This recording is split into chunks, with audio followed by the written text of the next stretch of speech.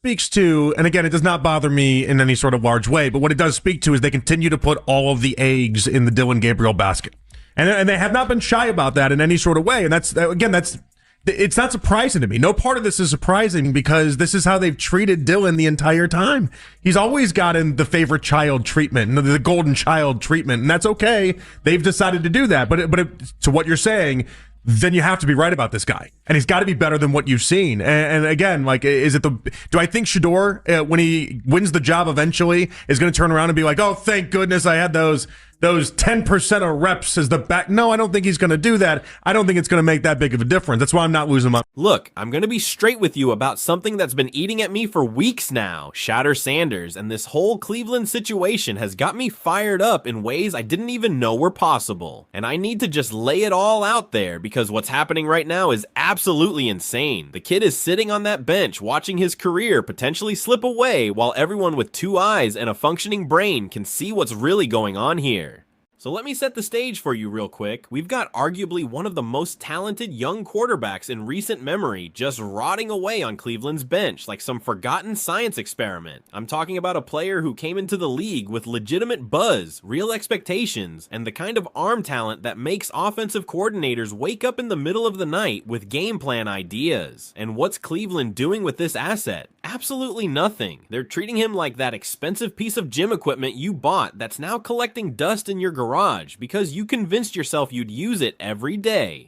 Now, before anyone jumps down my throat, let me make something crystal clear. This isn't about hating on Cleveland or their coaching staff just for the sake of it. This is about recognizing a pattern of mismanagement that's becoming impossible to ignore. When you draft a quarterback, any quarterback, you're making a commitment. You're saying to that player, to your fans, to your organization, that this person represents a potential future for your franchise. But commitment means actually developing that player, giving them opportunities, putting them in positions to succeed or fail so they can learn and grow. What Cleveland's doing isn't commitment, it's neglect wrapped in the language of patience.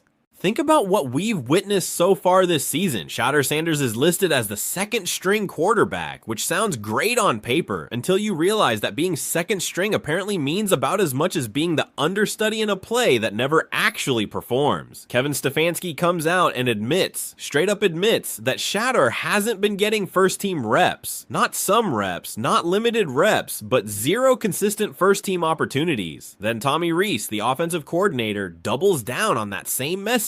Like they're proud of it or something. Like this is some brilliant strategic move that the rest of us are just too simple to understand. Let me tell you what that sounds like to anyone paying attention. It sounds like an organization that either doesn't know what they have, doesn't care what they have, or is actively trying to prove some weird point about their process that nobody asked them to prove. Because here's the reality: when you're dealing with young quarterbacks, every single rep matters. Every practice snap where they're reading defenses, communicating with receivers, feeling the timing of the offense, all of that builds the foundation for when they actually have to perform in real games. Taking those reps away isn't patience, it's sabotage. And fans aren't stupid. Cleveland fans especially aren't stupid because they've been through this cycle more times than anyone should have to endure. They watched Dillon Gabriel get all the first team reps. They watched the offense sputter and struggle, and they're sitting there screaming at their televisions, wondering why the kid with actual elite potential is standing on the sideline holding a clipboard like it's 1987.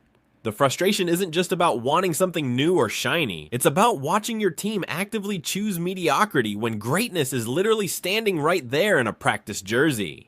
But here's where this whole situation gets really wild, and I mean absolutely bonkers. Trade rumors start swirling, right? Suddenly Shedeur Sanders' name is attached to blockbuster trade proposals, and the entire NFL universe goes into full meltdown mode. You've got fans from other teams practically begging their general managers to make a move. You've got analysts breaking down every possible scenario, like they're game planning for the Super Bowl. Social media becomes this constant firestorm of speculation, mock trades, and passionate debates about where Shedeur should end up and what Cleveland should get in return.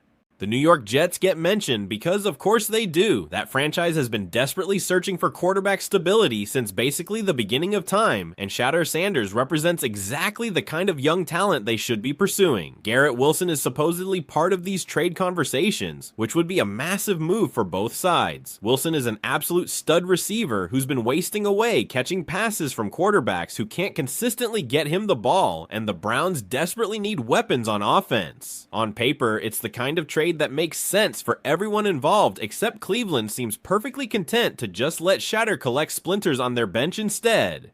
Then you've got the Miami Dolphins lurking in the background. Tua Tagovailoa's injury concerns have everyone in South Florida holding their breath every time he drops back to pass. And while he's talented, the concussion history is terrifying. Deion Sanders, Shedeur's father, allegedly wants his son in Miami, which would be the ultimate chess move. Imagine Shedeur running that Dolphins offense with Tyreek Hill and Jalen Waddle stretching the field. The kid has the arm to hit those deep shots, the processing speed to work through progressions quickly, and the mobility to extend plays when things break down. It's a perfect match that Cleveland is apparently determined to prevent from ever happening. Baltimore Ravens are another team that should absolutely be in the conversation. They've always been smart about managing personalities and developing talent, and they're not afraid of quarterbacks with confidence and swagger. Lamar Jackson is obviously their guy, but the Ravens understand the value of having a legitimate backup plan and developing young talent for potential future moves.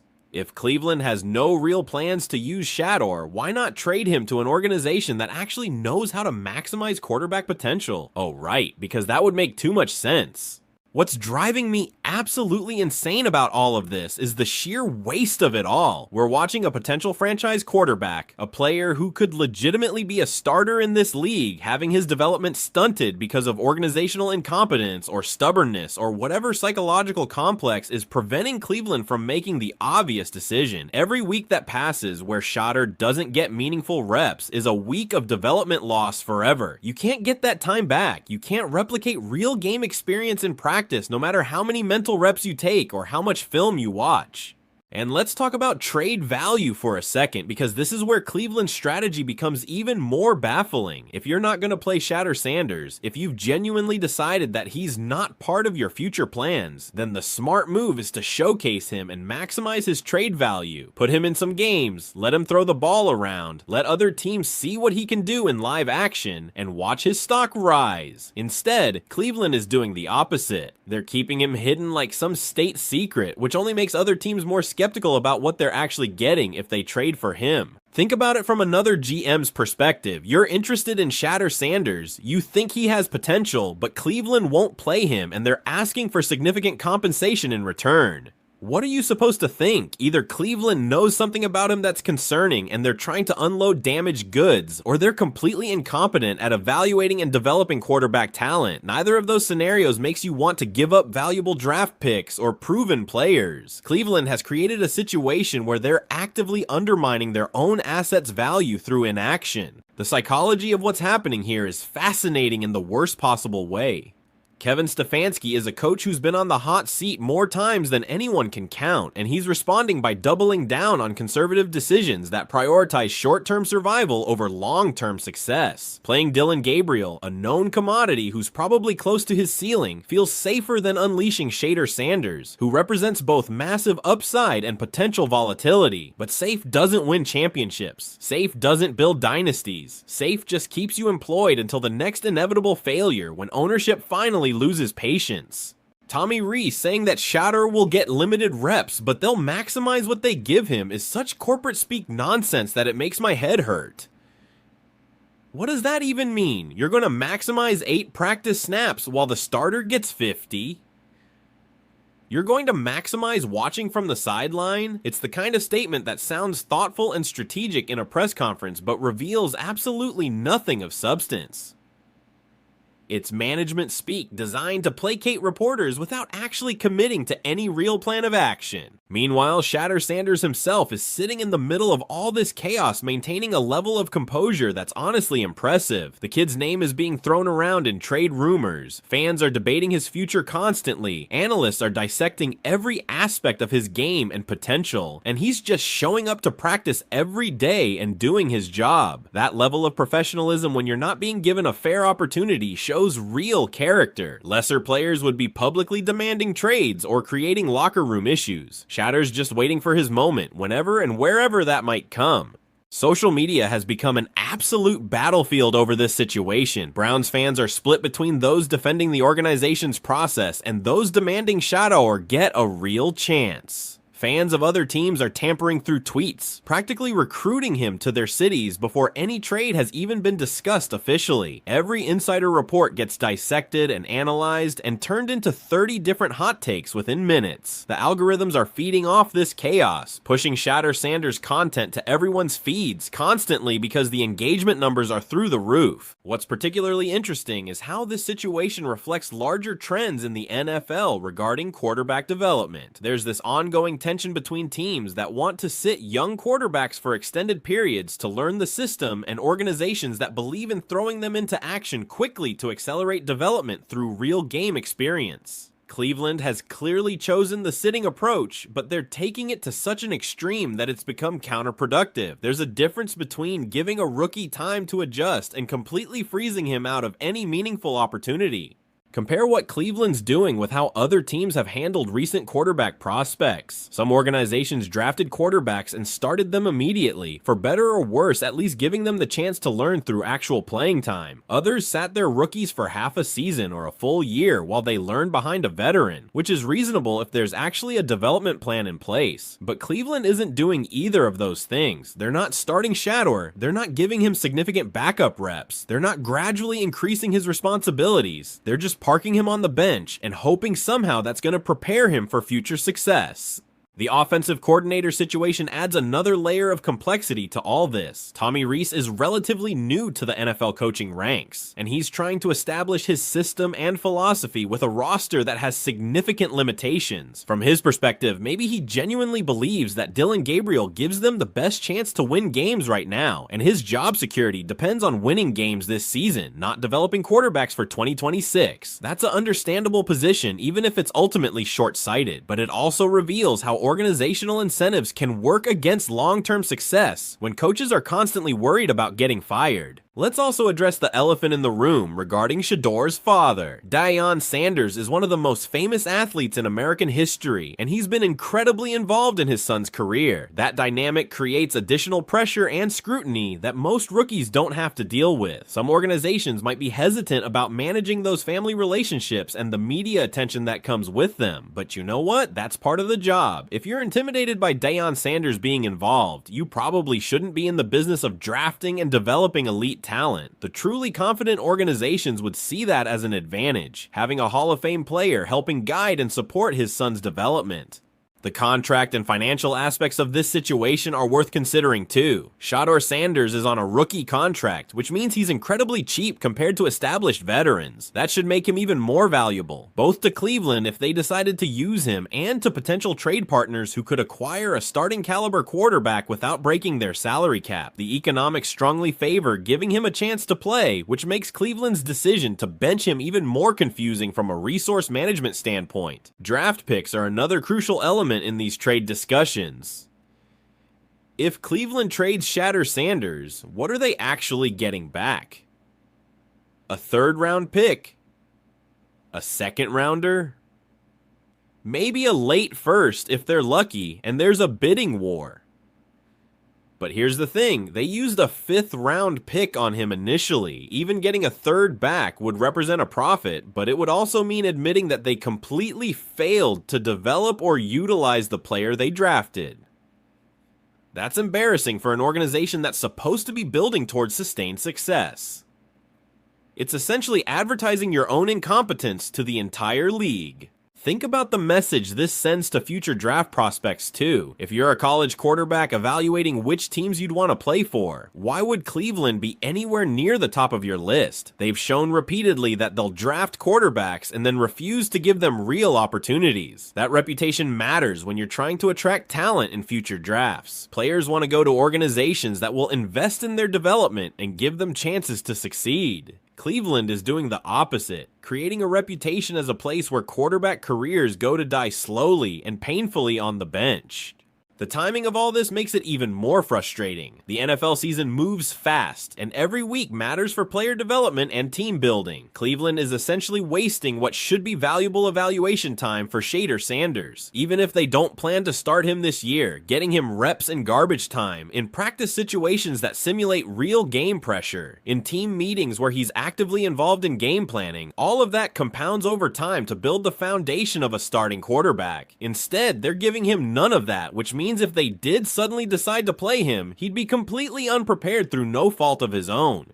Let's talk about what happens if Cleveland actually does trade Shedeur and he becomes a star somewhere else. We've seen this movie before in the NFL.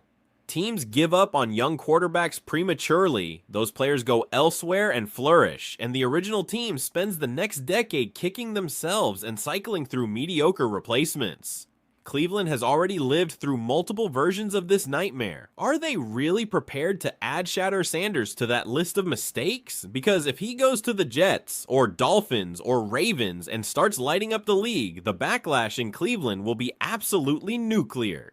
The analytics community has been particularly harsh on Cleveland's handling of this situation. When you run the numbers on quarterback development and success rates, giving young quarterbacks actual playing time dramatically increases their chances of reaching their potential. Practice reps are valuable, but they're not a substitute for real games with real consequences. Analytics also show that teams who properly develop young quarterbacks on rookie contracts have massive competitive advantages because they can allocate resources elsewhere while still getting high-level quarterback play.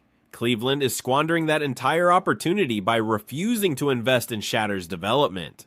Media narratives around this story have been evolving constantly. Initially, there was some benefit of the doubt given to Cleveland, assuming they had some master plan that would eventually reveal itself. But as weeks have passed without any real movement or explanation, the narrative has shifted to pure criticism. National media members are openly mocking the organization's quarterback decisions. Local Cleveland reporters are getting increasingly frustrated with non-answers in press conferences. And social media has completely turned on the coaching staff and front office. When you've lost the narrative this badly, it's incredibly difficult to recover.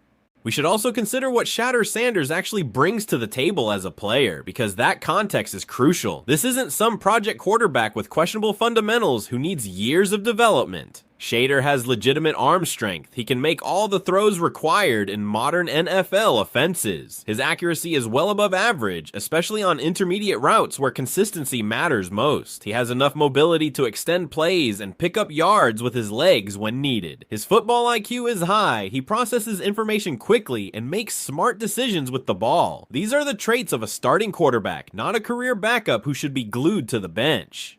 The locker room dynamics are also worth examining. How do veteran players feel watching a talented young quarterback sit while the team struggles? Are they frustrated that Cleveland isn't exploring all options to improve the offense? Or are they loyal to Dillon Gabriel and supportive of the coaching staff's decisions? These internal tensions don't usually leak publicly right away, but they accumulate over time and can become major issues if the losing continues. Players want to win, and when they see potential solutions being ignored for reasons they don't understand, resentment builds. Looking at comparable situations around the league provides useful context. Other teams with young quarterbacks have handled development very differently. Some threw their rookies into starting roles immediately, accepting growing pains as part of the process. Others had structured plans where backup quarterbacks got regular packages of plays and meaningful snaps even when not starting. Cleveland has done neither, which puts them in a category by themselves for questionable quarterback management. When you're the outlier in such an obvious way, it's usually because you're making a mistake, not because you've discovered some brilliant strategy nobody else thought of. The psychology of Cleveland's fan base through all this deserves attention too. These are people who've endured decades of disappointment and false hope. Every time they get excited about a young player with potential, something goes wrong. So when Shedeur Sanders arrives with genuine talent and upside, there's this mixture of hope and dread. Hope that maybe this time will be different. Dread that they're about to watch another opportunity slip away due to organizational dysfunction. That emotional exhaustion is real, and it affects how fans engage with the team, buy merchandise, and fill the stadium. If I'm advising Shedeur Sanders right now, I'm telling him to stay professional, keep working, and trust that talent eventually reveals itself. But I'm also telling him to be realistic about Cleveland's organizational dysfunction and mentally prepare for the possibility that his best opportunities might come elsewhere. That's a tough message to deliver to a young player who probably came into the league excited to prove himself in Cleveland. But honesty is crucial in these situations, and right now, the honest assessment is that Cleveland is mismanaging his career. For the Browns organization, the path forward should be obvious, but apparently isn't. Either commit to Shedeur Sanders as your future and give him the reps and opportunities necessary to develop, or trade him to a team that will invest in his potential and get maximum value in return. This middle ground of keeping him on the roster while refusing to play him serves nobody's interests. It wastes his development time, creates controversy and distraction, and decreases his trade value with every passing week. It's organizational malpractice disguised as patience. So here we are, watching this absurd situation unfold in real time. Shedeur Sanders, a quarterback with legitimate NFL starting potential, sitting on Cleveland's bench while the entire league debates his future. Trade rumors swirling constantly. Fans from multiple teams recruiting him through social media. Analysts breaking down every possible scenario. And Cleveland just sitting there doing nothing, apparently content to waste this opportunity. It's frustrating, it's confusing, and honestly, it's embarrassing for everyone involved. This kid deserves better. Cleveland fans deserve better. And the NFL as a product is worse off when talented young players get buried for no good reason. Something has to change. And soon, because this status quo benefits absolutely nobody.